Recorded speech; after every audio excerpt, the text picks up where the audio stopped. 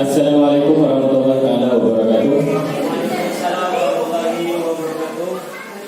Bapak Kepala Sekolah Sekolah Satuan Pamekasan yang saya hormati, Bapak Ibu Dewan Guru yang hadir pada kesempatan kali ini yang saya hormati. Pertama, perkenankan kami berlima. Kebetulan kami berlima adalah CGP, calon guru penggerak angkatan 5 Kabupaten Pamekasan. Pada kesempatan kali ini kami akan melakukan diseminasi budaya positif. Modulnya adalah modul 1.4. Jadi pertama nanti akan disampaikan oleh saya sendiri. Nama saya Heru Rizky. Terus nanti akan dilanjutkan dengan teman kami secara berurutan sesuai materinya. Ada Bapak Siddiq Hidayat, ada Bapak Mudi Sudiri, ada Bapak Ahmad Subaidi, dan ada Ibu Siti Romlah. Akan menyampaikan materi tentang budaya positif yang harus kami diseminasikan terhadap Bapak Ibu selaku rekan sejawat di SMA 1 Waru Pamekasan. Baiklah, marilah kita buka acara diseminasi budaya positif ini dengan pembacaan surah Al-Fatihah. Semoga acara kita dapat berjalan dengan lancar, ilmunya bermanfaat, dan SMA 1 Waru bisa semakin maju. Ala kulli syariah bisa Fatihah Rasulullah sallallahu alaihi wasallam bi hormatil Fatihah. A'udzu billahi minasyaitonir rajim. Bismillahirrahmanirrahim. Alhamdulillahirabbil alamin arrahmanir rahim maliki yaumiddin. Iyyaka na'budu wa iyyaka nasta'in ihdinas siratal mustaqim. Siratal ladzina an'amta 'alaihim ghairil maghdubi 'alaihim waladdallin. Amin. Selanjutnya saya akan mencoba membawakan materi yang pertama. Bapak Ibu sekalian, kalau melihat foto jangan melihat yang sebelah kiri, tetapi lihat yang sebelah kanan foto ini. Yang sebelah kanan ada foto tokoh pendidikan. Tahu siapa tokoh pendidikan yang ada di gambar? Ki Hajar Dewanto, yang merupakan bapak pendidikan kita. Insyaallah semuanya paham ya. Jadi pada kesempatan kali ini saya akan mengawali dari apa yang disampaikan oleh KHD Ki Hajar Dewanto. KHD menyampaikan bahwa guru itu diibaratkan seorang petani. Gimana seorang petani? Petani itu adalah tugasnya ketika ke sawah, sawahnya sudah ada.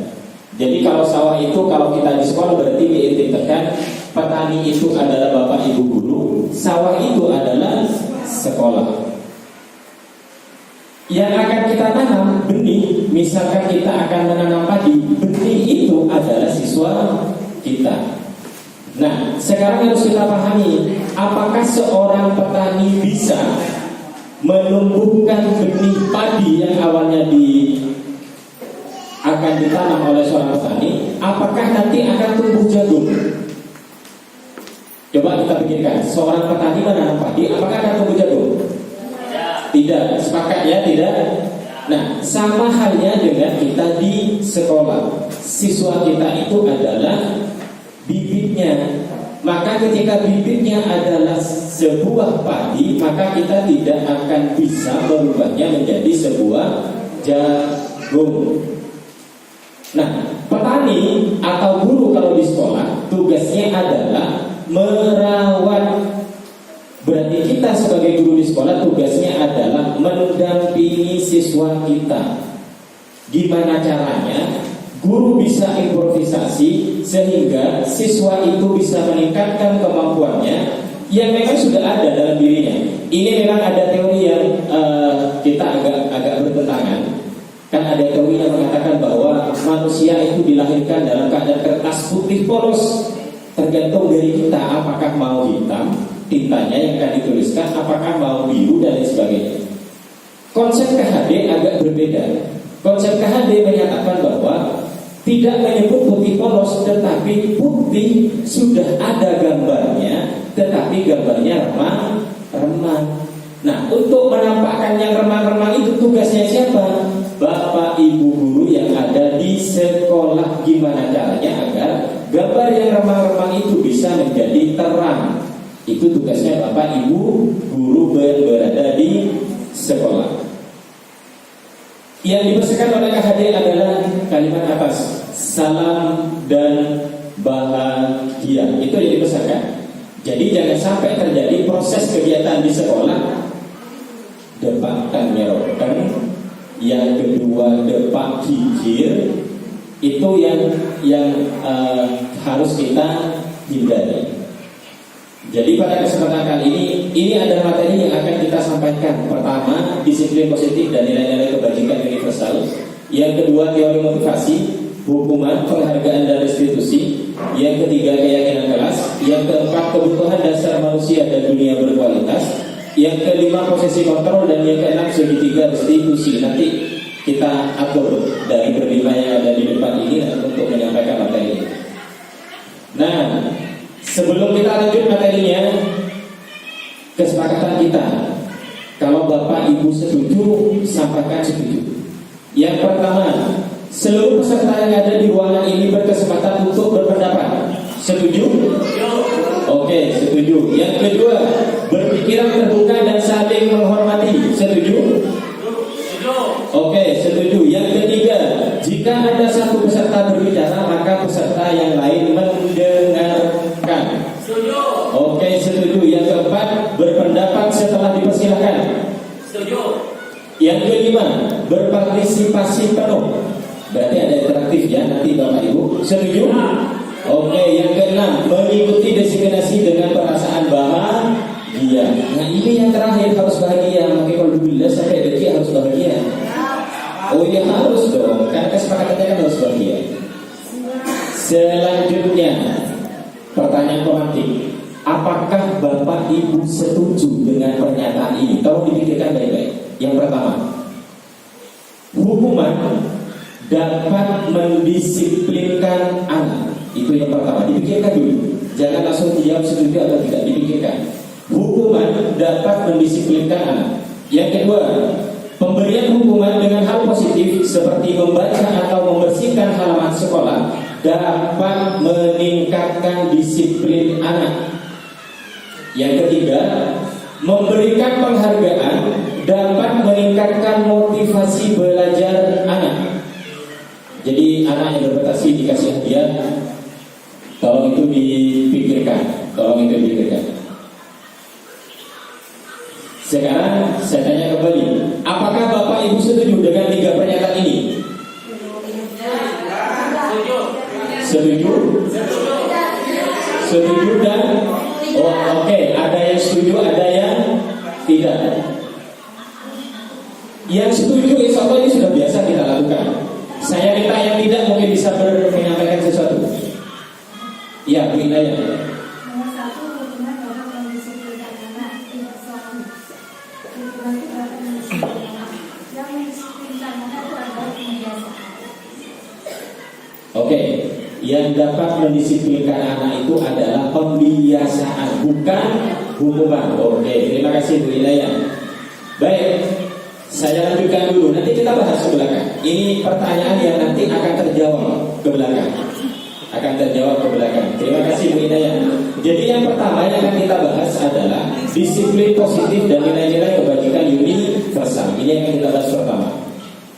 Sekarang Bapak Ibu dengan di sampingnya Bu Suliman dengan Bu Anita, Bu Inayah dengan Bu Nurul, dengan sebelahnya pokoknya berpasang-pasangan 2 orang. Ya, berpasang-pasangan 2 orang. Ini namanya kegiatan kepala tangan. Si A dan si B. Sobeklah secari kertas kecil. Tuliskan benda atau sesuatu yang sangat berharga, paling berharga dipunyainya Bapak Ibu. Letakkan di satu tangan Anda dan genggam benda tersebut dengan segala daya. Buatlah sebuah kepala. Jadi kertasnya nanti ditaruh dalam kepala, di kepala saja sih. Dipegang erat-erat, jangan dilepas. Teman yang Anda yang satunya, teman si B, akan mencoba dengan sekuat tenaga dengan berbagai cara untuk meminta Anda memberikan benda tersebut. terserah caranya gimana. Bisa dengan membujuk, merayu, mengancam, menghardik, sehingga bentuk kita dengan merayu, ayolah kasihkan ke saya. Nah, apa bebas, terserah caranya gimana. Apa saja dapat dilakukan agar dapat membuka kepala tangan tersebut. Paham? Sekarang gini, buat kita muslimah, buat kita yang A, muslimah yang B. Sekarang Bu Anita bayangkan benda yang paling berharga ditaruh Bu di dalam tangannya di depan. Sudah? Ya, enggak, maju ke depan sini. Wanita muslimah, ayo enggak apa-apa. Iya, enggak apa-apa lah, sebentar saja. Ayo, sebentar. 2 orang. Nanti akan bertindak si A dan si B. Si A dan si B. Ayo wanita, betul membantu. Ya. Bu Anita sekarang pikirkan satu benda yang paling berharga di Bu Anita. Digenggam erat tangannya. Sabun itu benda yang paling berharga di tangan Bu Anita.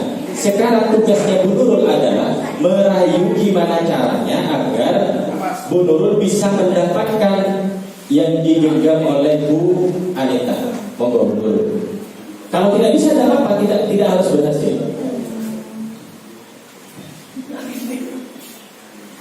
Ayo dibuka, tapi sama tak ada jalan-jalan. Ayo dibuka. Nanti tak ada jalan-jalan, ada jalan-jalan aku dibuka. Saya dikasih uang, tak dikasih uang, dikasih sesuatu, tak ada naik master, tak ada naik bis. Tidak memberikan wanita ya. Terima kasih Bapak Ibu. Bapak Ibu, Ibu-ibu silakan duduk dulu sebentar. Itu hanya sebuah ilustrasi bahwa ketika kita menganggap sesuatu yang paling berharga di dalam diri kita, maka sulit untuk diberikan kepada orang lain. Orang lain pun sulit untuk mendapatkannya. Itu yang pertama. Yang kedua, ini akan berhubungan dengan perubahan sebuah paradigma teori kontrol. Jadi yang saya jelaskan tadi ada hubungannya dengan ini. Ilusi guru mengontrol murid, artinya guru dapat mengontrol murid. Yang kedua, ilusi bahwa kritik dan membuat orang merasa bersalah dapat menguatkan karakter. Yang ketiga, ilusi bahwa semua penguasaan positif, efektif, dan bermanfaat.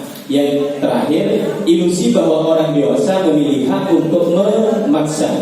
Jadi kalau dihubungkan dengan keadaan di kelas, guru sah-sah saja memaksa siswa kalau mengacu kepada ilusi yang tadi. Nah, ini kita ada sebuah perubahan paradigma, stimulus, respon, dan teori kontrol. Stimulus, respon. Yang pertama, kita mencoba mengubah orang agar berpandangan sama dengan kita. Memaksakan bapak ibu guru memaksa murid bahwa berencong, berenting harus begini, kamu nak harus begitu. Kamu harus jalan ke barat. Jadi siswa dituntut untuk mengikuti apa yang disampaikan oleh guru. Nah, menurut teori kontrol tidak begitu. Kita berusaha memahami pandangan orang lain tentang dunia. Makanya di bawah itu ada beberapa perlakuan-perlakuan khusus. Stimulus respon yang kedua, perilaku buruk dilihat sebagai suatu kesalahan. Teori kontrolnya adalah semua perilaku memiliki tujuan. Sambil dipikirkan. Yang ketiga, orang lain bisa mengontrol saya. Orang lain bisa mengontrol saya. Sama dengan kasus tadi, Bu Nurul seharusnya bisa mengontrol Bu Anita. Menurut teori kontrol, hanya Anda yang bisa mengontrol diri Anda sendiri. Yang berikutnya, stimulus respon. Saya bisa mengontrol orang lain. Menurut teori kontrol adalah Anda tidak bisa mengontrol orang lain. Yang berikutnya, pemaksaan ada pada saat rujukan gagal. Menurut teori kontrol adalah kolaborasi dan konsensus menciptakan pilihan-pilihan baru. Stimulus respon yang sering terjadi, model berpikir menang kalah. Ya mau tak menang berarti kalah. Tapi kalau menurut teori kontrol adalah model berpikirnya adalah menang-menang. Nah, mari kita bedah ini. Yang sering kasus tadi, Bu Anita, Bu Nuri, benda yang paling berharga punyanya Bu Anita, paling berharga punyanya Bu Anita. Ada bolehnya benda itu. Apakah akan diberikan ke Bu Nuri? Logikanya tidak. Tidak akan diberikan. Oke, kalau tidak akan diberikan, saya tanya sekarang. Yang kontrol Bu Nurul apa Bu Anita? Bu Anita, bukan Bu Nurul. Padahal yang meminta adalah Bu Nurul. Sama di kelas, ketika Bapak Ibu guru mengajar kepada siswa, kepada Bapak Ibu guru mengajar kepada siswa, yang kontrol siswa apa guru? Guru. Ada yang lain? Yang kontrol siswa atau guru? Siswa atau guru? Ya. Nah, sekarang gini, kembali ke Bu Anita dan Bu Nurul. Selama Bu Anita tidak mau, maka tidak akan pernah terjadi barang itu diberikan kepada Bu Nurul. Sama dengan di kelas, selama siswa tidak mau menerima materi dari Bapak Ibu, maka selamanya siswa itu tidak akan pernah paham materi itu. Saya ngajar matematika, dokter betul 2. Mereka tidak mau menerima kayak gini lagi. Matanya ke depan, ininya bilang, ya tidak masuk 1 tambah 1 sama dengan 2. Kenapa? Karena mereka menolak. Jadi kontrolnya sekarang ada di siapa? Di gurunya atau ada di siswanya? Di siswanya. Bukan di gurunya. Jadi ini sebenarnya yang kami pun sebenarnya sempat ini ketika mengikuti pelatihan ini terbentur, pola pikir ini terbentur. Kenapa? Karena selama ini yang kita lakukan, guru kan mengontrol siswa. Tapi ternyata ketika kami dijelaskan tentang ini, oh iya ya, kalau siswanya tidak mau memang apakah kita bisa? Ternyata tidak, dengan ilustrasi tadi. Nah, posisi kontrol apakah berada di guru atau berada di siswa, itu kita lihat situasinya. Ya, kita lihat situasinya. Jadi ketika ada tadi kasus Bu Anita dan Bu Nurul tadi, memang posisi kontrolnya bukan berada di Bu Nurul, tetapi berada di Bu Anita, termasuk berada di kelas. Makanya Bapak Ibu, di dalam pelatihan CGP ini, di dalam kurikulum Merdeka ini, yang dicanangkan adalah proses pembelajaran yang berpusat kepada murid, kepada siswa. Bapak Ibu guru terus ngapain? Bapak Ibu guru menciptakan suasana sehingga pembelajaran itu fokus kepada siswa. Disiplin. Kalau dulu disiplin itu artinya sebenarnya adalah belajar. Dengan disiplin maka orang akan dapat menggali potensinya menuju sebuah tujuan apa yang dia hargai.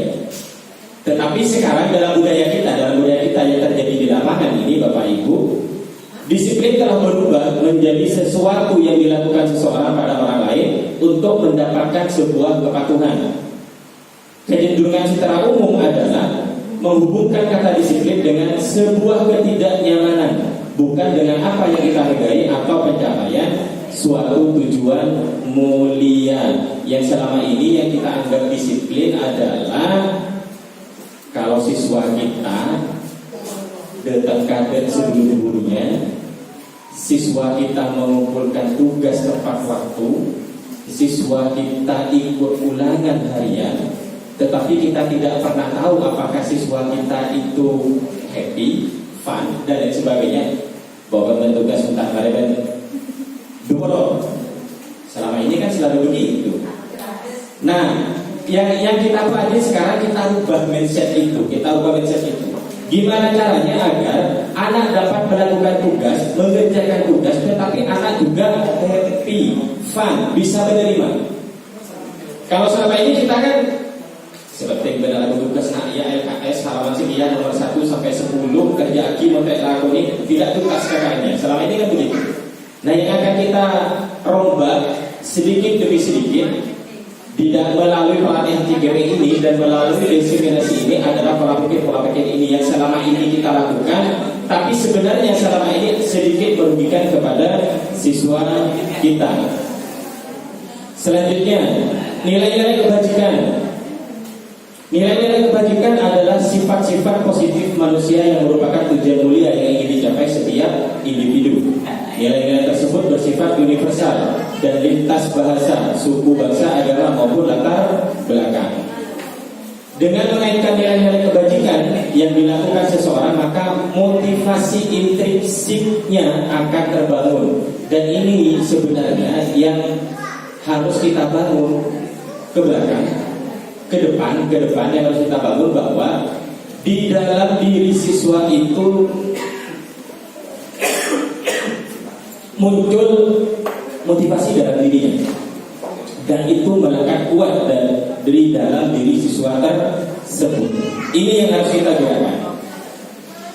Nilai-nilai kebajikan yang ingin dicapai setiap anak di Indonesia, kalau istilah sekarang dikenal dengan istilah profil pelajar Pancasila.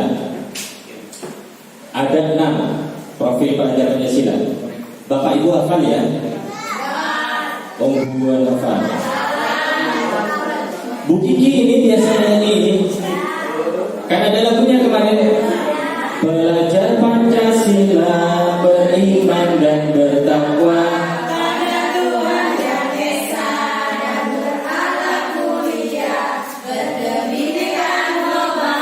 gotong royong mandiri, kreatif dan oke. Kalau Bapak Ibu baik, assalamualaikum warahmatullahi wabarakatuh. Lanjut ke materi selanjutnya. Kalau tadi ada nilai-nilai kebijakan universal, nanti kita lanjutkan kegiatan kelas, ini ada hubungannya.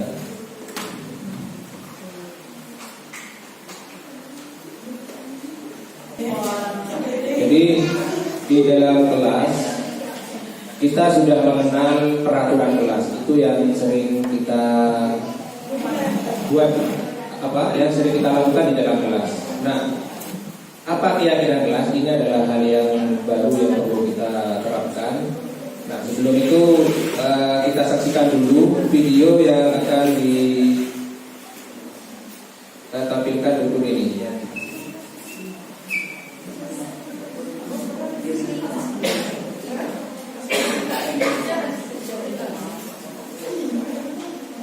Baik, kita saksikan video pendahuluan berikut ini. Bang, siapa ini? Bu Guru, saya dapat uang.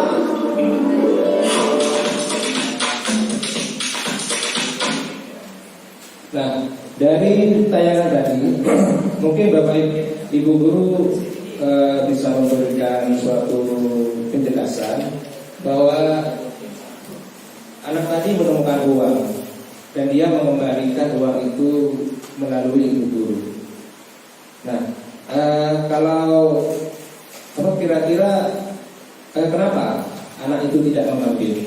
Kan bisa saja dia tidak mengembalikan, bisa saja dia diambil. Mungkin ada yang mau memberikan pendapat? Bu Sulima mungkin? Enggak? Bisa jadi tidak diambil. Di depan. Diambil. Di depan. Berdiri di depan. Betul. Foto. Oke, silakan. Nah, saya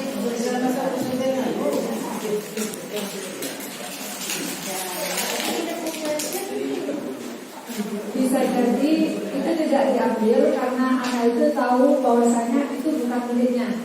Apalagi kalau dia berhubungan agamanya bagus. Oh ini kalau saya ambil bukan ini saya ini besar. Gitu Pak. Terima kasih.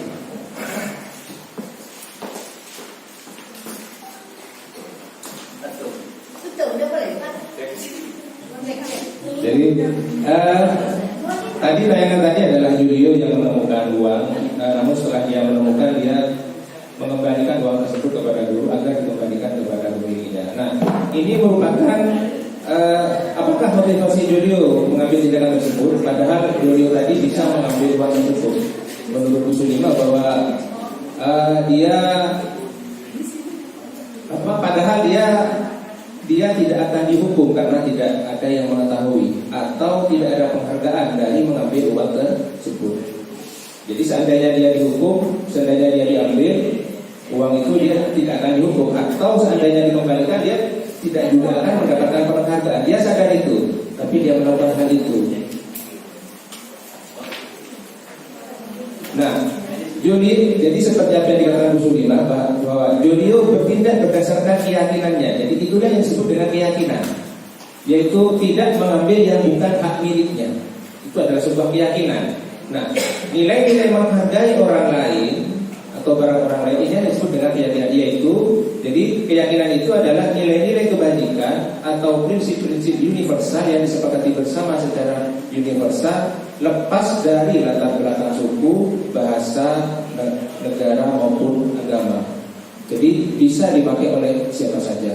Nah, contohnya sebuah keyakinan kelas dan peraturan kelas, membuang sampah pada tempatnya, itu adalah peraturan kelas. Kembalikan barang kepada tempatnya, itu adalah sebuah peraturan kelas. Dilarang mengganggu orang lain, itu juga adalah peraturan kelas. Nah, ketiga nilai itu, apa tujuannya kalau dibuat peraturan seperti itu? Adalah untuk kebersihan dan kenyamanan kelas. Nah, nilai kebersihan dan kenyamanan kelas itu yang disebut dengan keyakinan.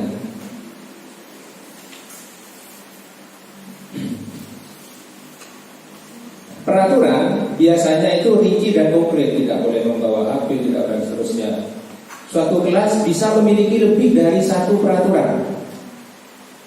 Terus yang ketiga, bahwa peraturan juga bisa bertambah seiring waktu. Sedangkan keyakinan bersifat lebih abstrak dan universal dibandingkan peraturan. Segala sesuatu yang berkaitan dengan kenyamanan yang terkandung itu ada dalam satu keyakinan kelas. Misalkan sudah dibuat 3 peraturan kelas itu, jadi sudah dibuat peraturan kelas. Misalkan bisa saja peraturan kelas itu bertambah lagi.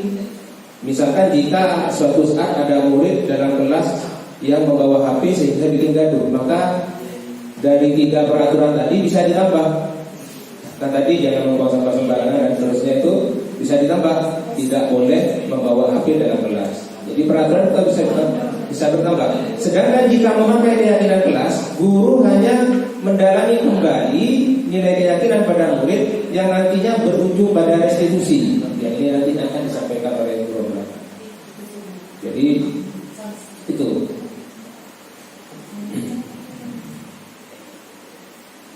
Nah, Diane Gosen, seorang penulis Restitution Retraction School Discipline, ini mengungkapkan bahwa suatu keyakinan akan lebih memotivasi seorang diri dalam anak. Jadi anak tadi mengapa tidak mengambil uangnya? Karena ada motivasi intrinsik yang ada di dalam diri anak yang sudah tumbuh.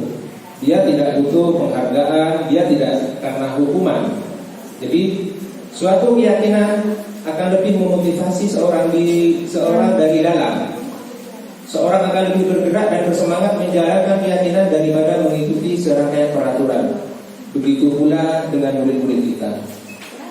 Jadi itu menurut Diane Gosen.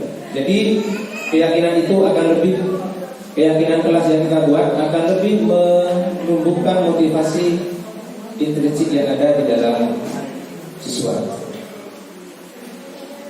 Nah, bagaimana cara membuat keyakinan kelas? Cara membuat keyakinan kelas adalah pembuatan keyakinan kelas melibatkan seluruh kelas. Jadi mungkin ini bisa diterapkan kepada wali kelas. Jadi sekarang kita acuannya bukan kepada aturan lagi, tapi lebih diyakinkan kepada keyakinan kelas. Jadi caranya adalah yang pertama, pembuatan keyakinan kelas melibatkan seluruh warga kelas. Yang kedua, keyakinan kelas hendaknya tidak terlalu banyak.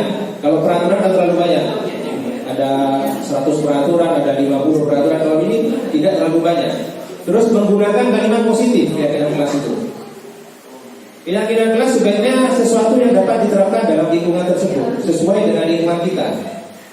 Perlu adanya peninjauan kembali keyakinan kelas dari waktu ke waktu agar relevan. Bisa saja keyakinan kelas itu tidak relevan. Nah, kalau dulu di SMA baru HP dilarang dibawa ke sekolah, misalkan dengan keyakinan kelas bahwa mengganggu pelajaran. Nah, sekarang bisa itu bisa ditinjau ulang karena banyak dibutuhkan di pelajaran. Itu mungkin seperti itu.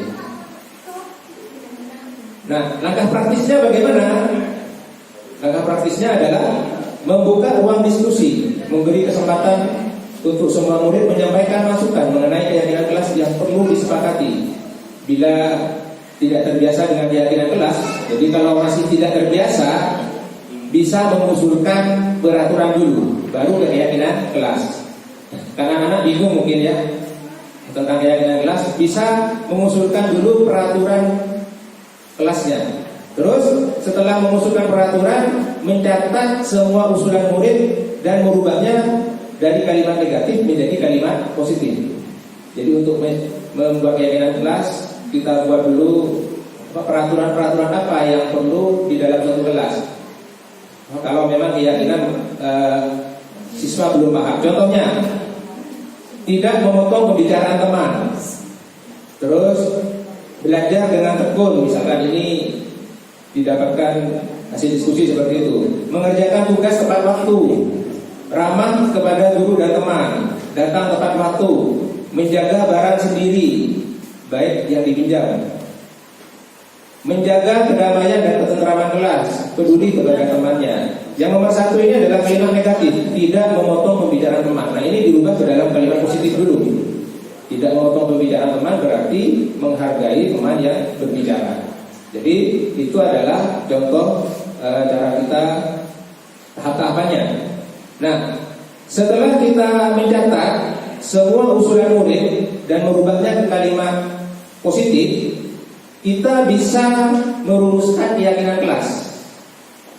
Jadi kita rumuskan tadi nomor 1, nomor 6, nomor 7 itu adalah memiliki intisari yang sama. Jadi intisarinya apa?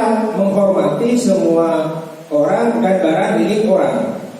Jadi setelah kita buat peraturan-peraturan tadi, nah kita bisa mengelompokkannya yang mempunyai nilai-nilai intisari yang sama. Jadi menghormati.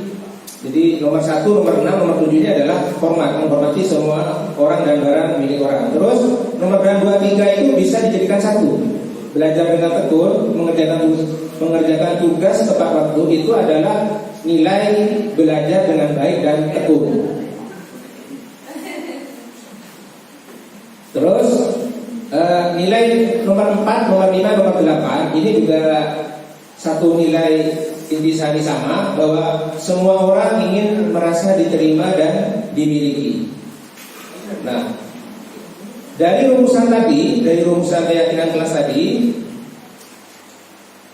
selanjutnya kita bisa meninjau ulang lagi. Jadi cara meninjaunya ulang bagaimana? Ingat bahwa keyakinan kelas tidak terlalu banyak agar mudah diingat.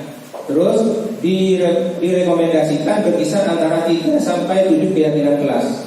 Sehingga keyakinan kelas tadi bisa kita rangkum menjadi hormat, belajar, diterima dan dimiliki. Nah, setelah kita meninjau ulang, kita bisa membuat pernyataan keyakinan. Setelah kita tinjau ulang tadi, kita bisa membuat pernyataan keyakinan. Pastikan semua kelas memahami makna dari keyakinan tersebut. Jadi cara membuat pernyataan keyakinan kelas, pastikan semua kelas memahami makna dari keyakinan tersebut. Terus guru dapat mengajak murid merumuskan pernyataan keyakinan yang dapat dipahami bersama. Jadi pernyataannya keyakinan kelas bisa begini. Hormat tadi, kami meyakini bahwa sangat penting untuk menghormati semua orang dan barang milik orang lain.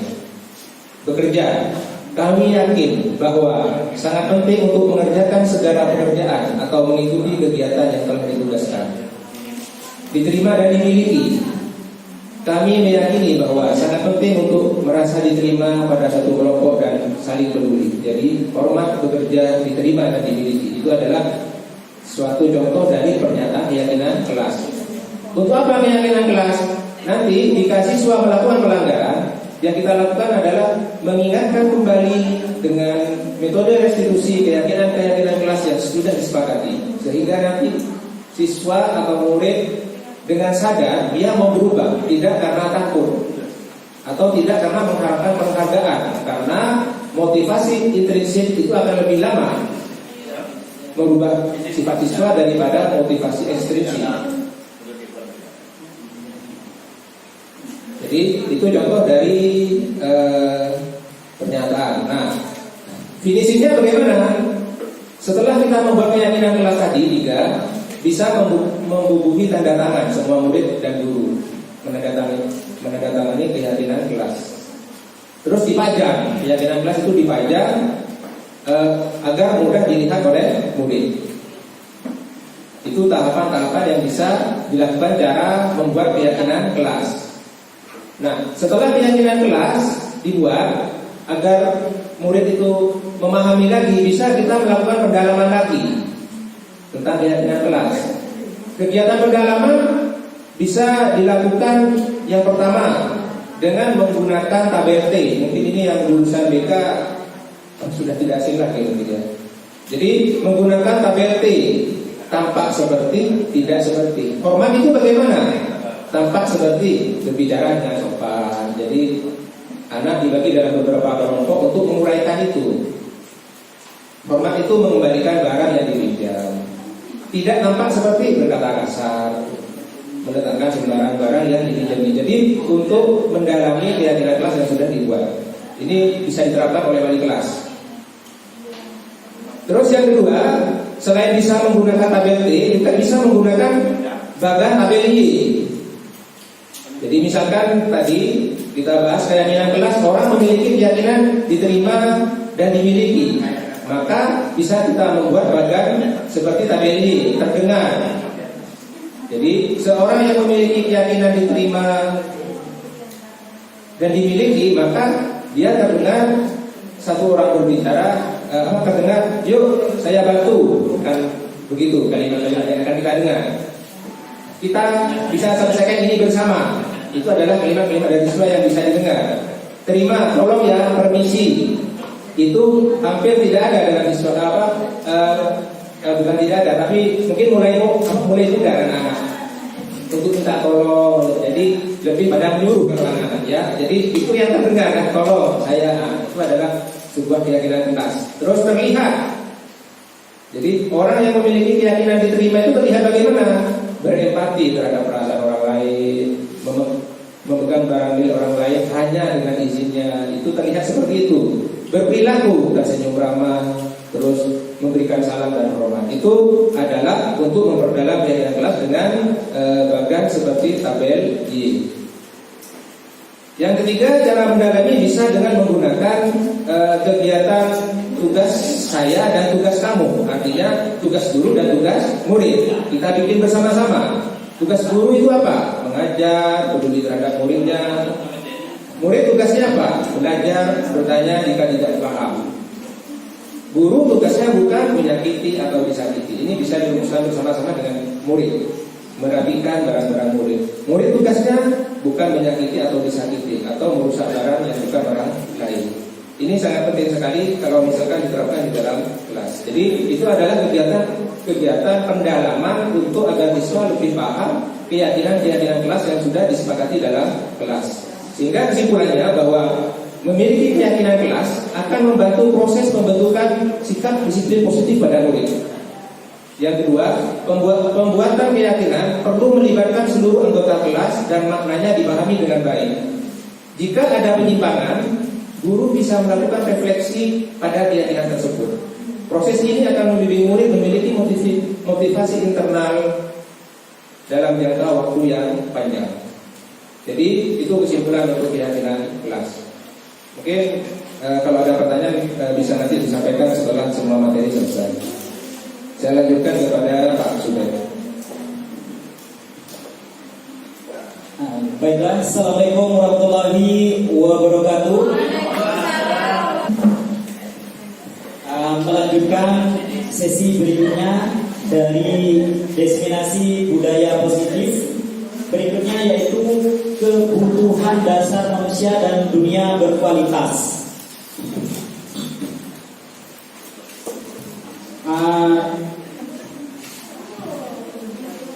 Sebelum saya membaca bersama sebuah ilustrasi pemantik, mungkin kita akan sering berhadapan dengan hal-hal seperti ini.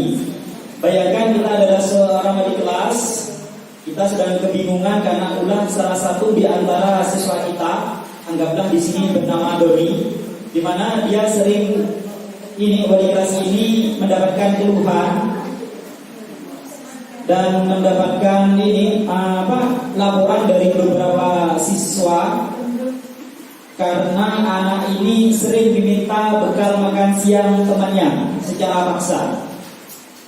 Jika menghadapi hal tersebut, kita sebagai wali kelas apa yang kita lakukan? Yang jelas sebagai wali kelas kan kita sering mendapatkan laporan, Pak, siswanya sering tidak masuk, Pak, sering terlambat dan sebagainya. Seperti itu. Oke. Dalam teori motivasi pada pendidikan, siswa melakukan pelanggaran itu karena ada hal yang ingin dia terima. Artinya ada 5 kebutuhan dasar dari manusia, di mana dalam hal 5 dasar kebutuhan ini dia akan berusaha. Kita sebagai manusia akan berusaha untuk memenuhi kebutuhan dasar ini. Kadang-kadang dalam pemenuhan tersebut kita akan melakukan pelanggaran, harus melakukan pelanggaran. Berdasarkan Dr. William Glasser dalam bukunya Choice Theory, dia mengatakan bahwa ada 5 kebutuhan dasar manusia. Yang pertama, kebutuhan untuk bertahan hidup, survival. Yang kedua, kebutuhan akan kasih sayang dan rasa diterima. Yang ketiga, kebutuhan akan kebebasan, freedom. Berikutnya, kebutuhan akan kesenangan, fun. Dan yang terakhir yaitu kebutuhan untuk kekuasaan atau power. Oke, apabila kita kaitkan dengan masalah yang tadi dan bagaimana solusi kita untuk menyelesaikan permasalahan Doni, dapat dijelaskan sebagai berikut. Yang pertama yaitu kita harus melihat bahwa Doni dalam hal tersebut karena memenuhi kebutuhan dasar bertahan hidup, di mana kebutuhan ini merupakan kebutuhan yang bersifat fisiologis untuk bertahan hidup. Salah satunya yaitu kebutuhan kesehatan, kebutuhan rumah, dan kebutuhan untuk makan. Ini kita penyelesaian terhadap kasus Doni apabila kita melihat dari sudut ini kebutuhan yang dipenuhi Doni. Tadi saya ulangi bahwa Doni melakukan pelanggaran dengan sering mengambil bekal makanan temannya. Sehingga dalam kasus Doni ini apabila saat kita tanya sebagai wali kelas, maka mengatakan bahwa Doni mengambil bekal temannya itu karena dia lapar, karena tidak dibawakan bekal oleh orang tuanya, maka kebutuhan yang ingin dipenuhi oleh Doni sehingga dia harus melanggar yaitu kebutuhan untuk bertahan hidup. Artinya kalau dia tidak makan maka dia bisa lapar, sehingga untuk itu dia harus melanggar dengan cara mengambil bekal dari temannya. Termasuk siswa kita pasti akan ketemu dia melakukan pelanggaran pasti karena ada hal yang ingin dia penuhi kebutuhannya. Saya lanjut ya. Yang di sini juga dimasukkan kebutuhan untuk kasih sayang dan ingin diterima.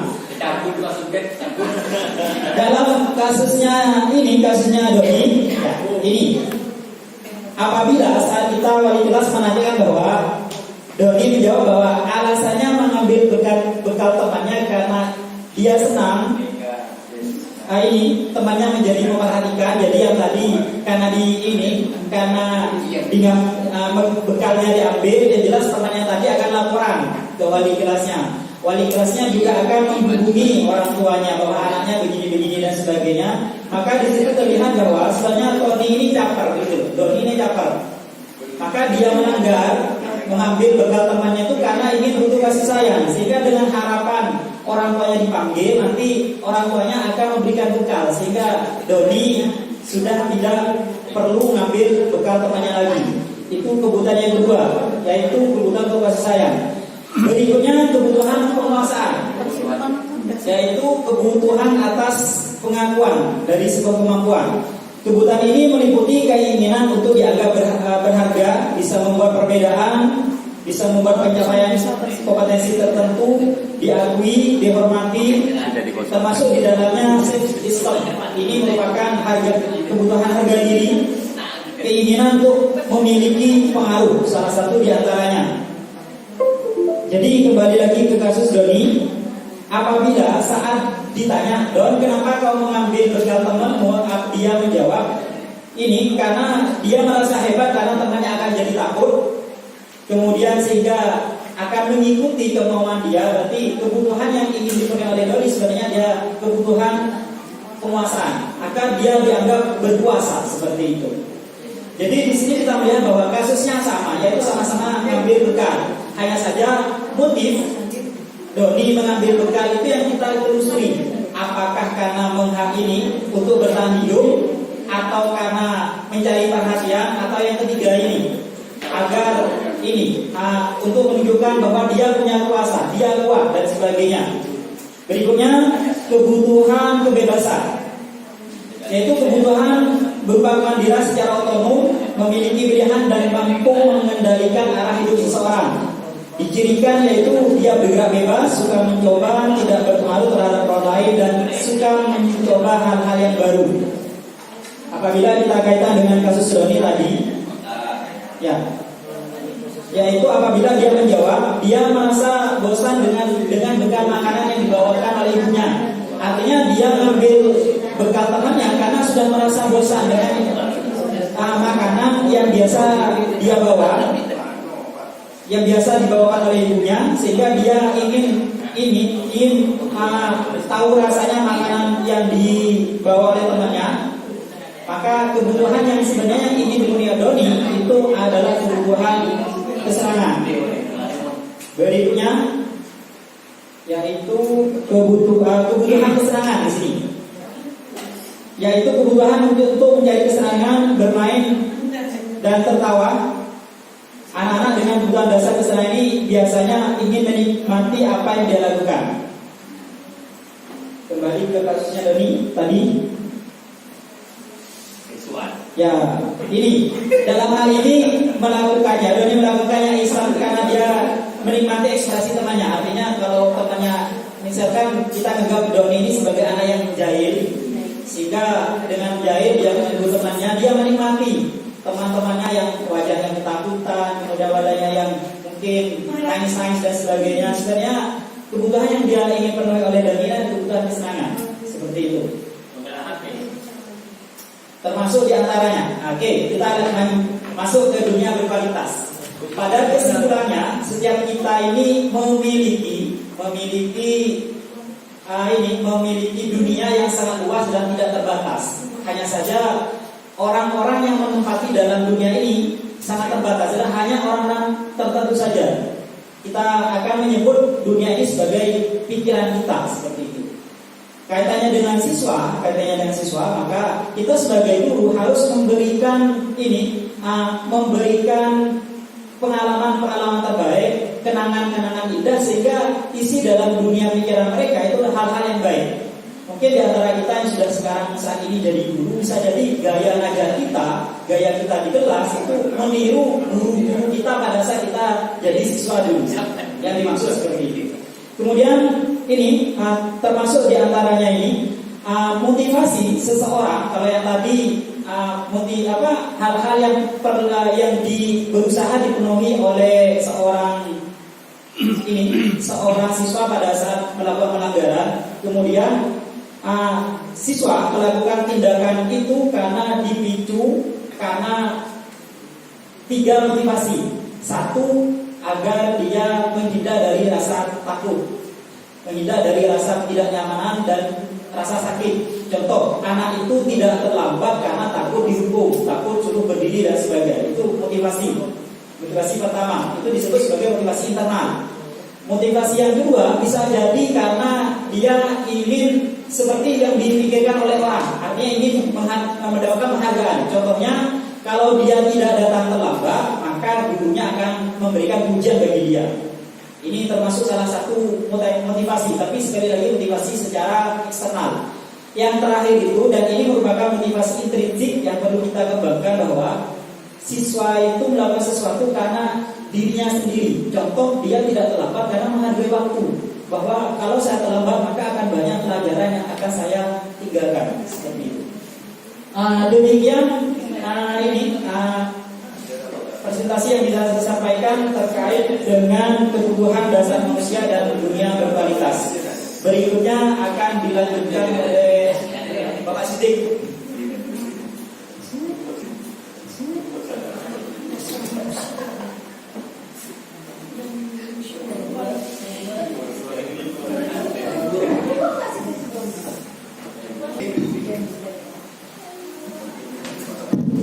Terima kasih waktunya. Assalamualaikum warahmatullahi wabarakatuh. Budaya positif berikutnya yang saya jelaskan adalah tentang 5 posisi kontrol. Saya hati-hati kalau bicara 5 posisi kontrol.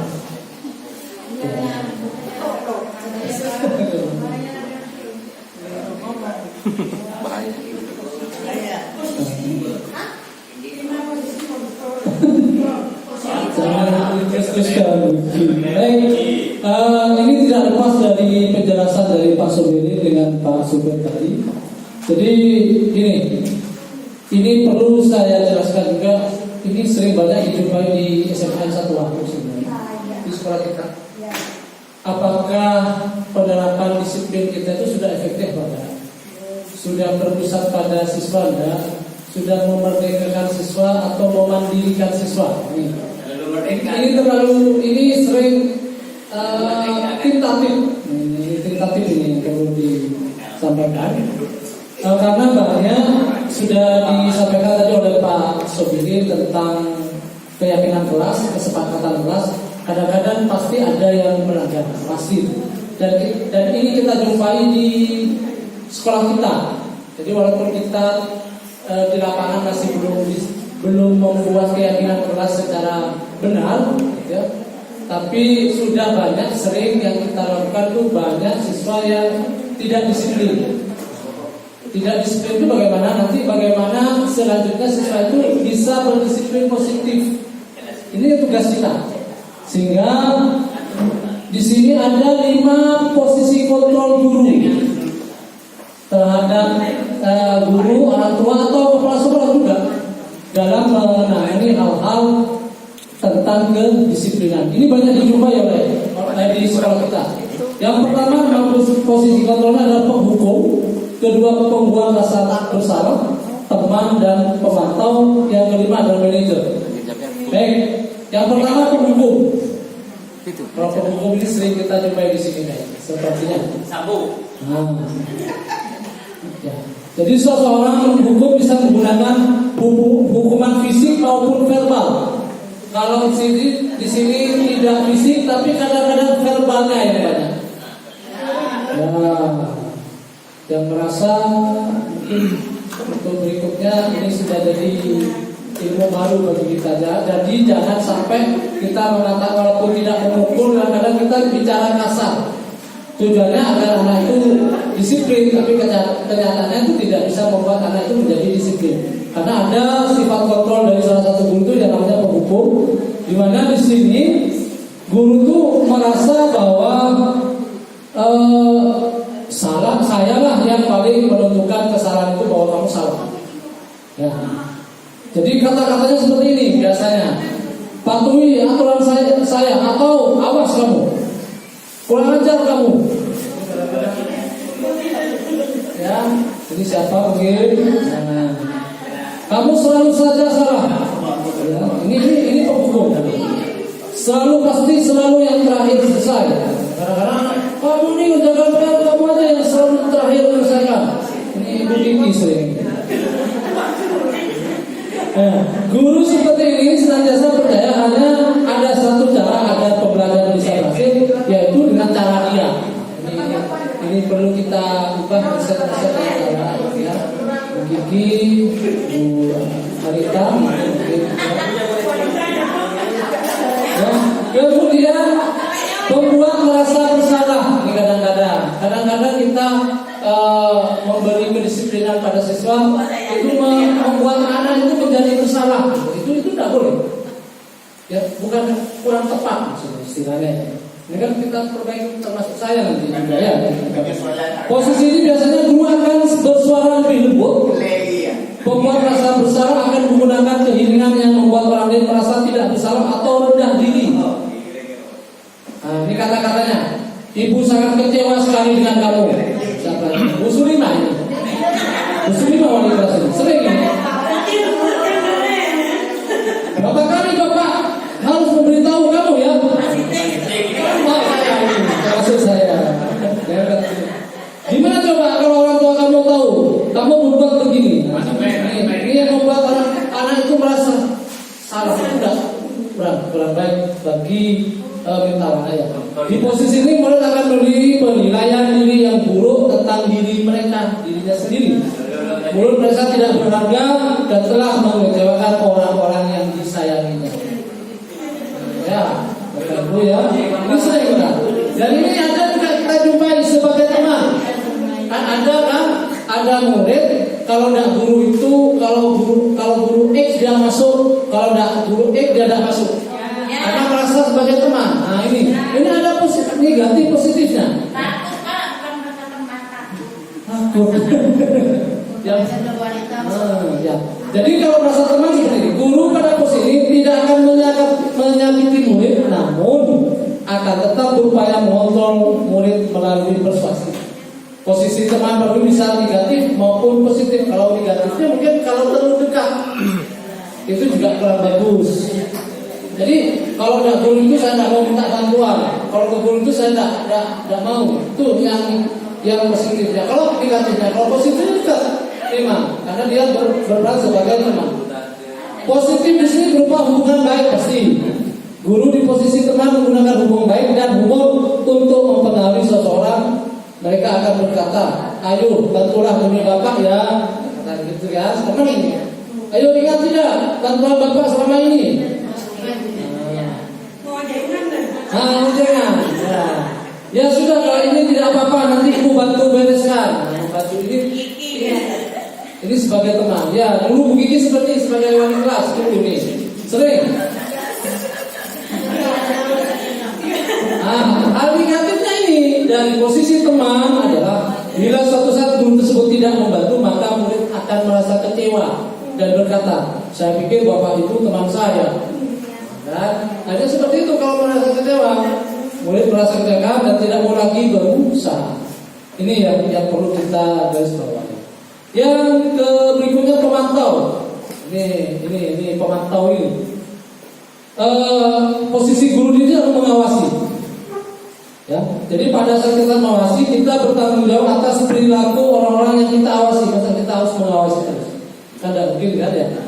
Kata Pak Subet dan sahabat sih, kalau bisa keyakinan berubah itu dari dalam, itu lebih baik lagi daripada instruksi rasa takut, rasa tidak nyaman itu sulit. Ya kalau sudah datang dari dalam diri itu lebih baik. Maka posisi mantau bersama peraturan-peraturan dan prosesi dengan menggunakan sanksi atau konsekuensi. Ada sanksinya. Kita dapat misalkan hubungan pribadi kita dengan murid sebagai seorang yang menjalankan kondisi pemantau. Ini contohnya gini.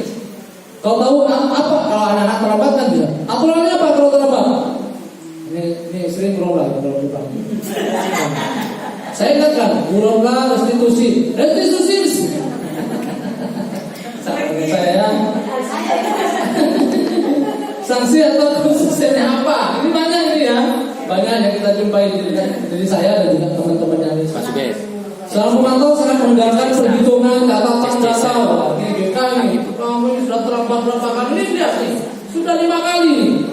Kalau Anda sudah terlambat 5 kali, 6 kali berarti prosesnya itu yang perlu kita benahi. Belum tepat maksudnya, bukan salah tapi belum tepat. Ya, nah ini yang perlu kita itu seharusnya posisi kontrolnya berada pada posisi manajer. Nah, di mana guru berbuat sesuatu bersama dengan murid, mempersilahkan murid mempertanggungjawabkan perilakunya dan mengingatkan dengan keyakinan kelas yang sudah tadi disampaikan oleh Pak Subidin tadi. Jadi diingatkan, kamu sudah berjanji loh ya dalam keyakinan kelas kemarin bahwa kamu tidak seperti ini. Ya.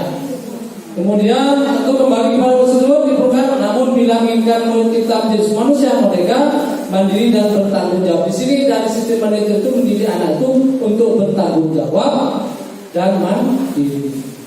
Ya. Misalnya ini kata-katanya. Apa yang kita kembali keyakinan kelas? Apakah kamu meyakini dari keyakinan kelas? Kata-katanya baik. Jadi mengingatkan hal-hal yang sudah dia lakukan untuk mengadakan perjanjian yang sudah diyakini di kelas kemarin dibuat. Itu tujuannya apa?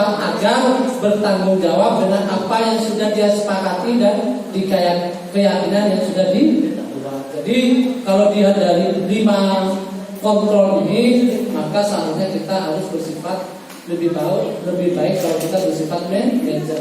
Karena dari manajer ini dituntut siswa untuk bertanggung jawab dengan apa yang dia kerjakan. Lebih jelasnya lagi, saya putarkan nih videonya sedikit aja yang mau.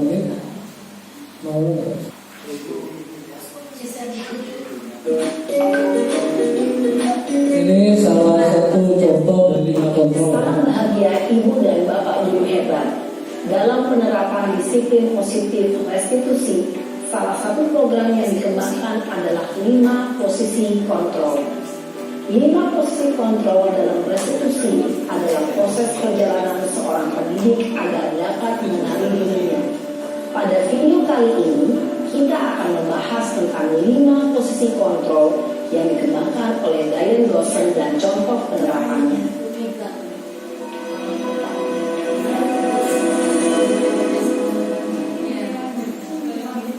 5 posisi kontrol itu adalah 1. Posisi penghukum, 2. Posisi pembuat merasa bersalah, 3. Posisi teman, 4. Posisi pemantau atau monitor, dan 5. Posisi manajer. Untuk lebih memahami kelima posisi tersebut, mari kita saksikan kasus Naren yang terlambat hadir 20 menit di sekolah dan melihat bagaimana kelima posisi kontrol dalam menghadapi masalah tersebut.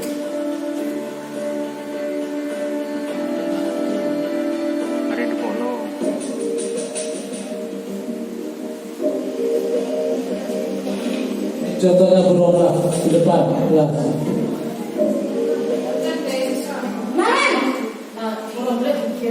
sini kamu. Kunci anak ada penjahaya. Selalu terlambat. Kamu deh, pasti terlambat. Mak Bu, saya Apa coba? Alasan kamu apa lagi? Kapan sih kamu tidak terlambat? Malas sekalian kerjanya. Siapa pemalas? Gak kapok sih kamu.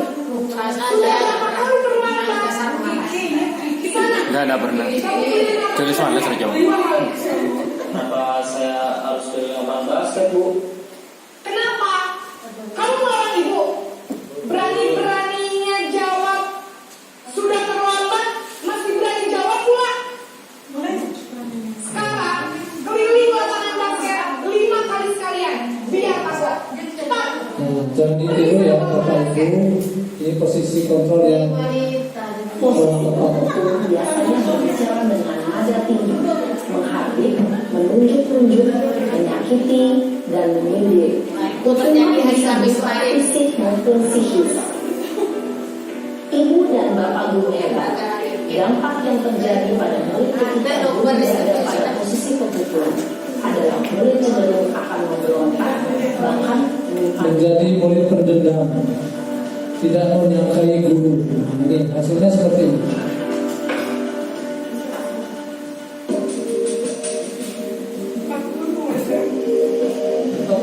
Cuma adegannya berbeda.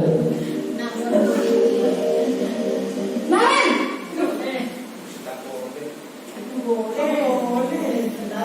Selamat pagi Bu. Naren, kamu kenapa terlambat lagi, nak? Ya Tuhan, Naren. Kamu senang ya bikin ibu susah ya? Nah, ini Wina nih, cocok. Wina nih. Nak, disangka ibu tidak bisa membina kamu. Duh, gimana ini? Duh, Gusti Naren. Kamu suka ya kalau ibu tegur bapak kepala sekolah? Terus, sekarang ibu harus tulis membuat apa siswa ini? merasa bersalah. Ini kamu sudah sering terlambat loh. Ibu harus apa coba? Maaf Bu. Maaf sekali. Ya sudah, lain kali jangan bikin ibu susah lagi ya nak ya. Ibu tidak akan kuat lagi kalau kamu begini terus. Bisa jantungan kalau ibu ditegur bapak kepala sekolah. Sekarang cepat ke kelas. Maaf ya Bu. Maaf sekali. Posisi pembuat rasa bersalah berbicara dengan nada tenang, cenderung lembut. Namun kata-kata yang diutarakan membuat murid merasa menjadi orang yang gagal, memandang buruk dirinya sendiri, merasa tidak berharga, dan tidak sanggup membahagiakan orang lain.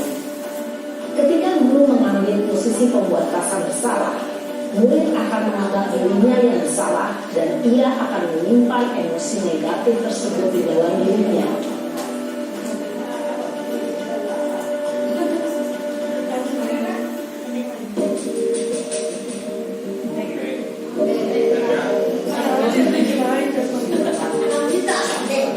Ini sebagai posisi teman. Naren!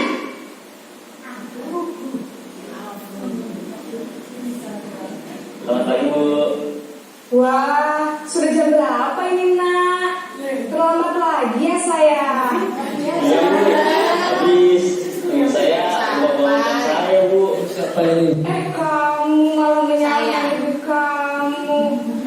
Bukan anak yang baik kenceng. Kok terlambat sih? Iya Bu. Saya memang terlambat bangun tadi. Jadi biarpun saya lari kencang, tetap nggak terkejar Bu. Ya sudah sana. Nanti lain kali larinya lebih kenceng lagi ya. Biar gak terlambat lagi. Bikin seneng ibu. Demi ibu. Bisa kan? Bisa lah Bu. Ya sudah sana masuk kelas. Ibu beresin urusan absen kamu. Kamu ini ada-ada saja. Dalam posisi teman, guru berbicara dengan nada suara ramah, akrab, cenderung bersenda gurau untuk menjaga suasana tetap santai. Murid akan merasa senang, aman, dan akrab dengan guru. Identitas yang tercipta adalah identitas sukses atau berhasil. Namun, perlu diingat, karena ini masih dorongan eksternal, maka ada faktor ketergantungan dari murid kepada orang tertentu. Di sini, guru absennya, sehingga di lain waktu, murid bisa berperilaku baik, namun hanya kepada orang-orang tertentu saja.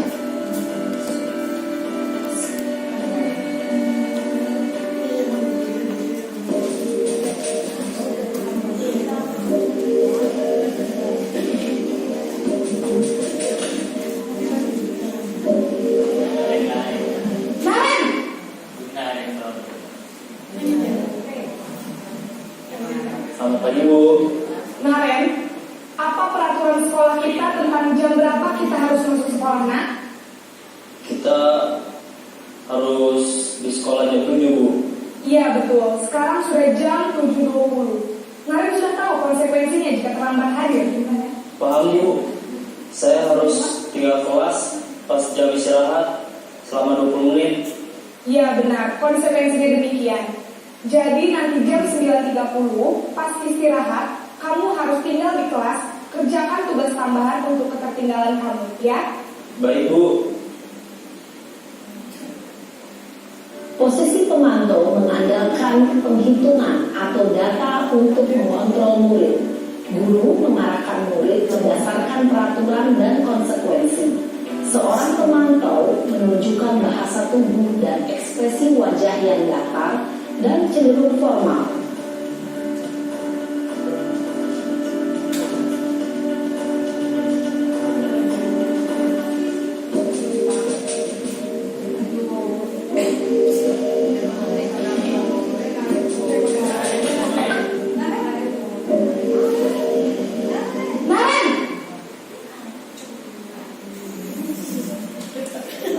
Selamat pagi Bu. Selamat pagi Naren. Maaf Bu, saya terlambat. Iya, sekolah masuknya jam 7, sekarang sudah jam 7.20. Jadi sekarang bagaimana ini Naren? Maaf Bu, saya lupa setel alarm saya semalam. Baiklah, menurut kamu, keyakinan sekolah yang mana yang perlu kamu tingkatkan? Menghargai diri sendiri dan orang lain mungkin ya Bu. Setuju. Jadi, apakah Naren meyakini prinsip saling menghormati tersebut? Iya Bu, saya meyakininya. Apakah Naren bersedia memperbaiki masalah keterlambatan ini? Bersedia Bu. Bagaimana kamu akan perbaiki masalah keterlambatan ini? Saya akan coba untuk tidak lupa menyetel alarm saya Bu. Baik, kalau Naren lupa menyetel alarm di rumah, ada orang yang kira-kira bisa bantu mengingatkan tidak? Ada Bu, kakak saya, Kak Emma. Ada lagi selain Kak Emma? Selain Kak Emma, ada ibu saya. Baik, jadi yang mengingatkan Naren adalah Kak Emma dan ibu kamu ya? Kira-kira akan mulai set alarm kapan nih Naren? Setelah pulang sekolah, akan segera saya lakukan.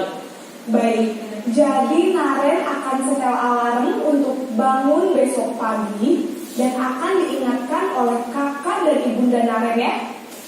Ada lagi yang mungkin perlu dilakukan Naren agar tidak terlambat bangun lagi?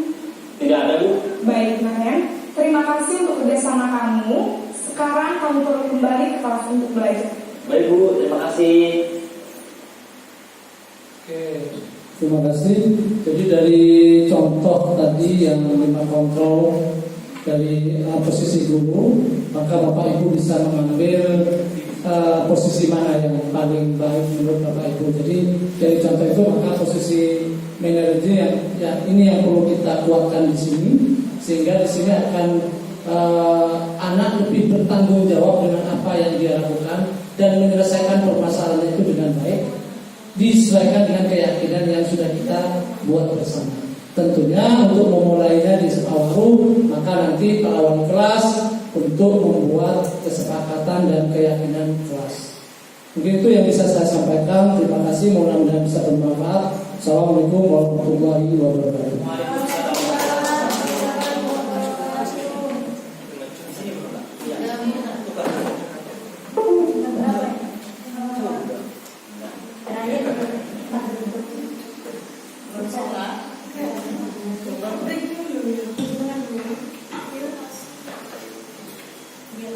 Assalamualaikum warahmatullahi wabarakatuh.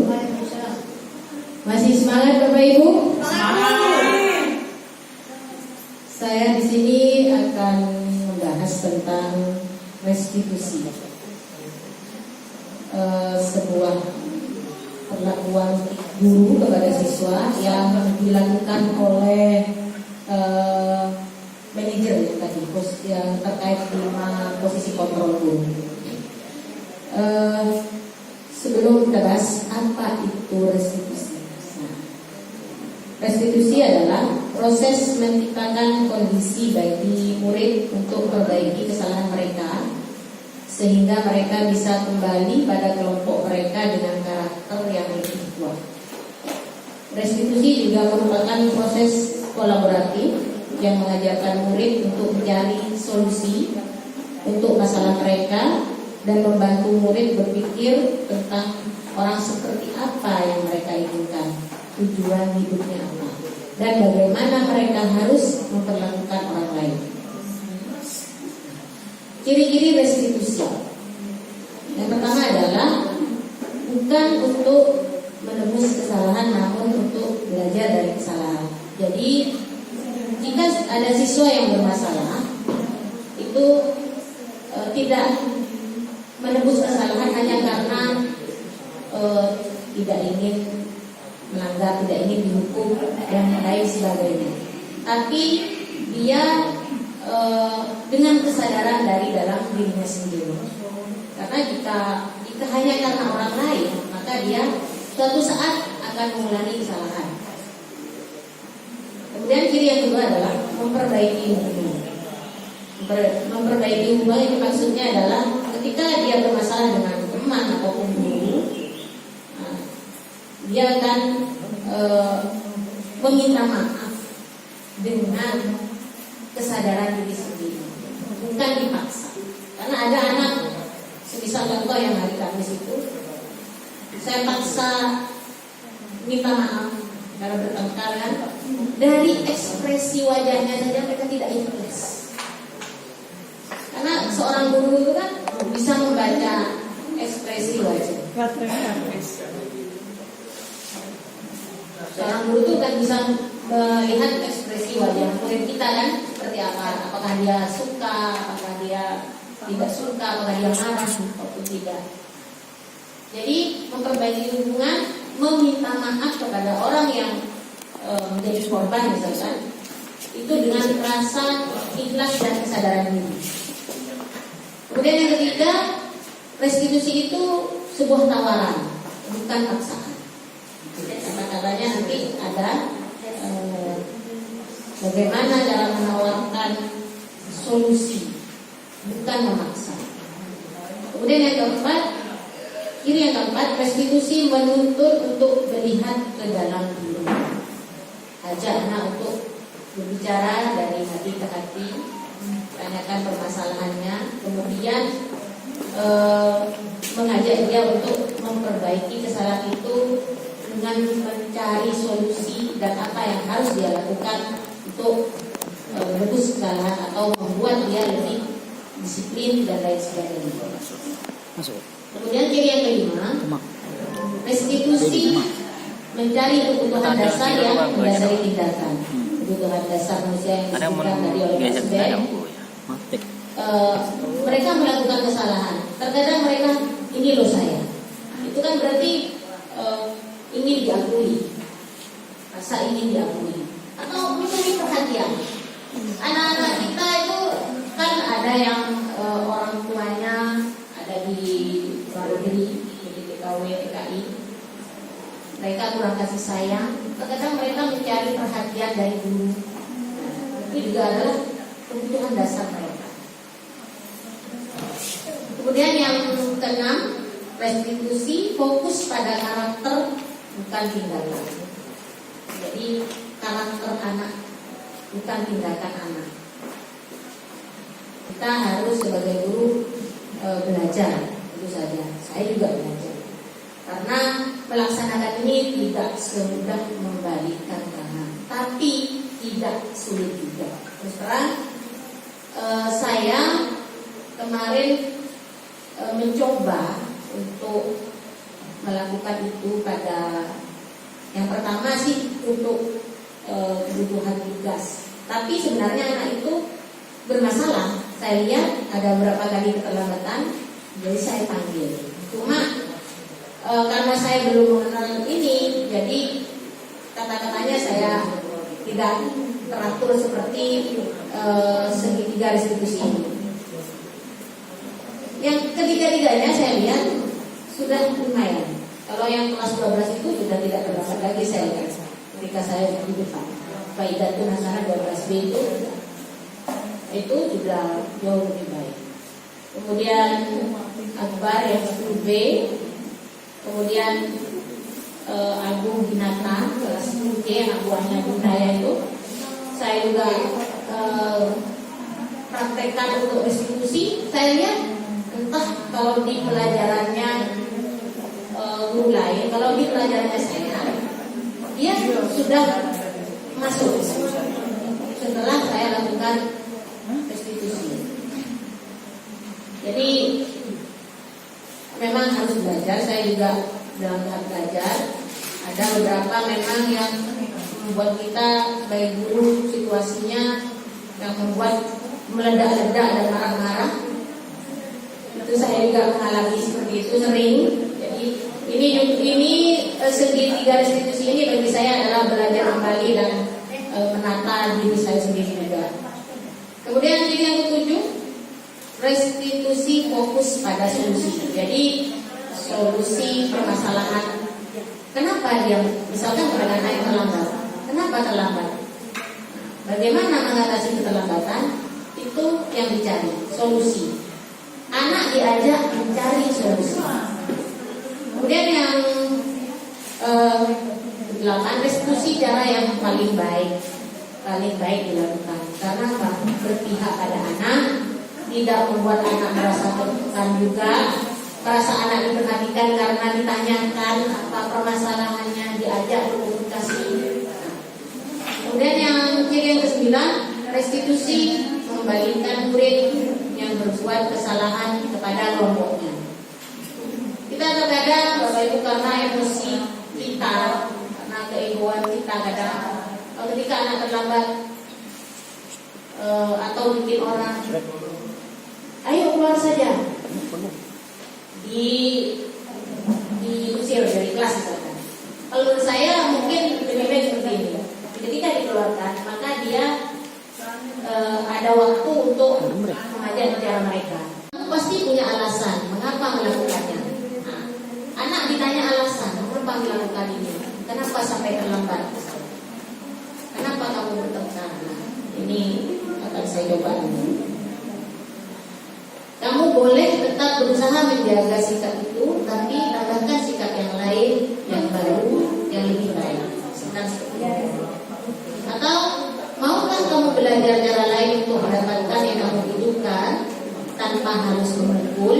Nah, ini situasi ini bisa untuk yang kasus yang kemarin. Kemudian yang terakhir adalah menanyakan keyakinan.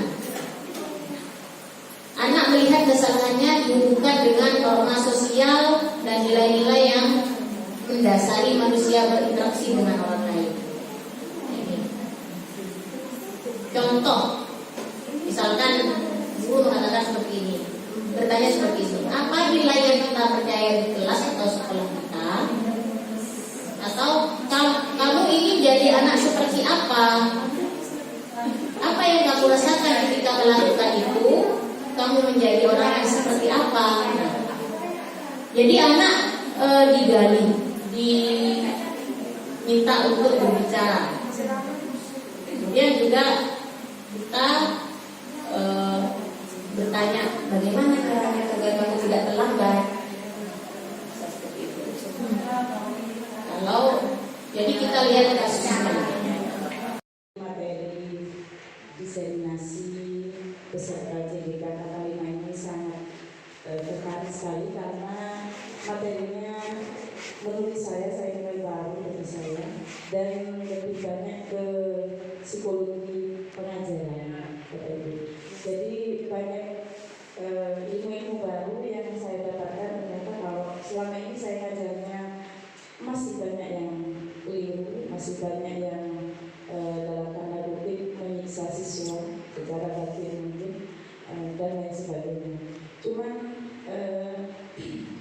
minggu kemarin itu saya berbagi pengalaman dan tahu apa yang saya sudah mulai belajar sedikit tentang materi yang tadi disampaikan. Saya melaksanakan ulangan harian atau penilaian harian. Seperti biasa saya buat soal, saya susun 2 soal. Materinya tentang listrik dinamis. Kemudian saya ketika di kelas, saya berikan soal itu ke siswa. Ada yang serius menerimanya, ada yang menanggapinya senang, ada yang sungguh-sungguh, ada yang tidak semangat, dan ada yang bahkan yang malah dibawa tidur-tiduran. Jadi saya waktu itu melihat kondisi seperti itu, ini saya sudah bisa membayangkan bahwa nanti kalau seperti ini yang akan saya lakukan pengoresian jawaban itu pasti anak-anak banyak yang nggak bisa jawab, terutama bagian yang sudah tidak semangat. Jadi waktu itu saya mengambil keputusan, saya tawarkan ke siswa, siapa yang tidak ingin ikut ulangan harian. Nah ternyata jawaban beberapa siswa, terutama yang laki-laki, langsung maju tangan. Saya boleh tidak ikut, boleh. Terus nanti ingin panggilannya gimana? Nanti gampang, akan ada acara lain kata saya. Terus iya bu, saya boleh ikut, saya maju akhirnya. Jadi dari beberapa siswa itu maju, kemudian terus nanti gimana? Mereka penasaran. Ternyata mereka tidak serta-merta ingin lepas dari tanggung jawab itu. Mereka masih menanyakan, apa tuh selanjutnya bagaimana? Terus saya bilang, kamu karena tidak ikut ulangan ini secara daring, saya memberikan tugas proyek, mau apa bu proyeknya? Saya suruh mereka membuat rangkaian listrik. Jadi dengan beberapa ketentuan, misalnya dengan ada 2 saklar, kemudian beberapa baterai dan beberapa lampu. Misalnya saklar pertama dinyalakan, ada 2 lampu. Setelah saya amati dari 5 kebutuhan itu, tampaknya itu didasarkan pada filsafat dan sehingga di situ tidak ada sentuhan spiritualitas sama sekali. Ini kan berbahaya, justru berlawanan dengan KHD itu. KHD menyebabkan tentang spiritualitas itu kan sangat unik. Nah, kalau kebutuhan dasar manusia itu dilepaskan dari hal yang paling prinsip dari manusia, sebab manusia itu kan ada terdiri dari 2 unsur rohani dan unsur jasmani. Oleh karena itu, apakah kita tidak perlu untuk memasukkan nilai-nilai spiritualitas pada kehidupan dasar manusia? Terima kasih. Membaca bukunya Mas Sulung itu salah satu ekspresi diri dan sebagainya.